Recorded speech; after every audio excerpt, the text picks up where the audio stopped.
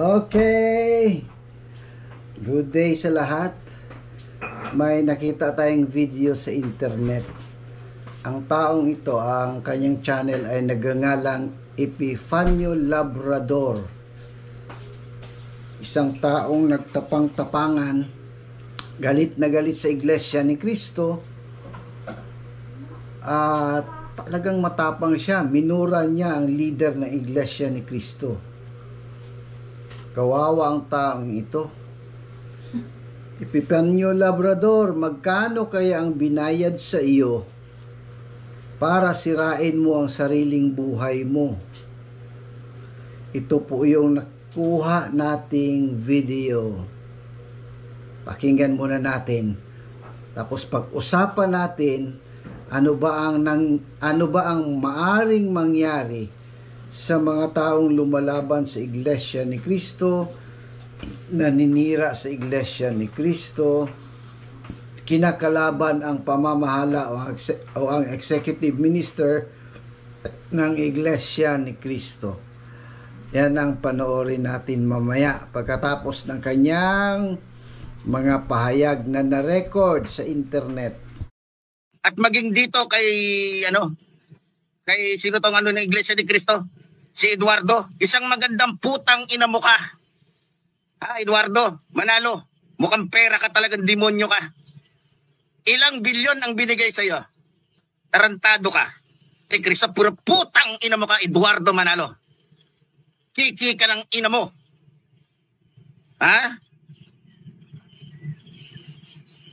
Tanong ko sa'yo, Eduardo Manalo, magkano at ilang bilyon ang binigay sa'yo ng mga Duterteng di puta ka? Wala akong pakialam sa inyo kahit 1 trillion pa kayong mga taga-Iglesia ni Cristo. Sa puntong ito, sa puntong ito, hindi nyo matatakot si Epifanio Labrador. Mga gunggong kayong mga di puta. Kaya ikaw, Manalo, yung itsura mo na parang mongoloid kang demonyo ka, sinasabihan kita umayos ka. Hindi porket leader ka ng Iglesia ni Cristo, untog ko yung ulo mo Ko nang alam yan. Na ang Iglesia ni Cristo talagang mga kriminal yung mga kaya nga lalakas ng loob ng mga yan Kalokohan talaga ng Iglesia ni Manalo. Pera lang pala katapat ninyo, mga yawa kayo dyan. Tapos ang gaganda ng suot ninyo, kala nyo mga santo kayo, mga demonyo kayo. Gago talaga tong Iglesia ni Manalo na to. Di puta kayo. Mga putang ina ninyo. Ng mga gago na mga Iglesia ni Manalo. Pero kung tatanungin nyo ko, kung tinitira ko ba dito yung leader ng Iglesia ni Cristo, yes, dahil gago, dahil si Raulo. Okay, yan ang pahayag ni Epifanio Labrador. Pero alam nyo ba, pagdating ng ilang araw, nag-sorry-sorry na naman ito. Sa tingin ko, may sira itong tao na ito. May sira ito kasi may isang vlog siya. Nakita ko baliktad yung damit niya. Oo, baliktad yung damit niya. So, kaya paalala ko sa taong ito, lahat po ng kumakalaban sa iglesia, nasisiraan ng bait, namamatay, o ano pa man. Kaya ang susunod na video na i-play ko sa inyo, yung mga sikat na taong kumaaway sa iglesia, inaway niya ang tagapamahalang pangkalahatan. Panoorin niyo kung ano ang nangyari sa kanila. Halos lahat ng lumaban. Diba kung natatandaan nyo, sinubukan dati ni Ramon Magsaysay na pabagsakin ng Iglesia ni Cristo sa paraang nagpasaw siya ng batas yung panahon na yun sa Pilipinas na tanging ang Katoliko lamang ang ititirang relihiyon sa bansa. Ngunit lahat to ng relihiyon, mga kaibigan, gaya ho ng INC at saka ho yung protestante, ay mawawala daw ho, kumbagay, di ba't namatay nun si Ramon Magsaysay dahil ho dun sa plane crash. Sinikap ni Corazon Aquino, kasama ho niya, kung di ako nagkakamali, yung paring si Jaime Cardinal Sin na pabagsakin ang INC. Na paraang gusto nilang kubkubin ho yung sentral at gawin ho nilang bagong Malacanang at gawin hong templo. di ba't pinagnanasahang gawin hong basilika?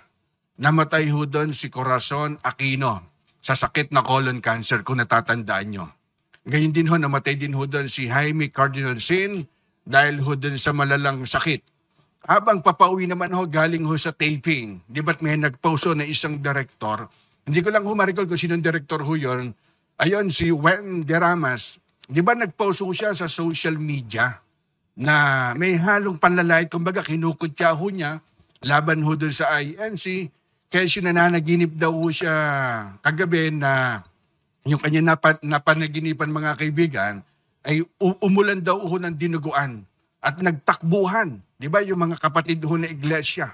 At namatay ho doon si Wen Deramas. Doon ho sa sakit ho sa puso. Nakipagtulungan din ho dyan yung dating senador na si Laila de Lima. Kung natatandaan nyo, nagkaroon ho ng paksyon o kaguluhan. Adyan ho sa INC. Nakipagtulungan ho doon si Laila de Lima sa mga natiwalag ho na INC para ho pabagsakin yung pamamahala ng INC o yung Iglesia ni Cristo at ipinakulong ho ito. Di ba? Ngunit, doon ho sa kasamaang palad, si Laila de Lima po yung nakulong. Di ba? Sa layuning pabagsakin po ang Iglesia ni Cristo, gumawa po sila ng katha at saka bias na pagbabalita ang ABS-CBN upang mapaniwala ho nila. Di ba ang tao laban ho sa INC?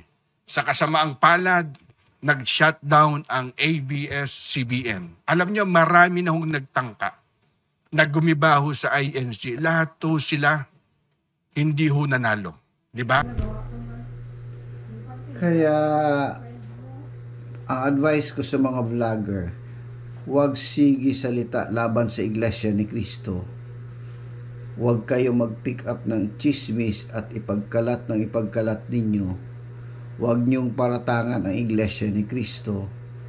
Huwag niyong insultuhin ang Iglesia ni Cristo. Dahil talagang may kalalagyan kayo. So yan ang ating vlog. Please like, please write your comment, and don't forget to subscribe to this channel.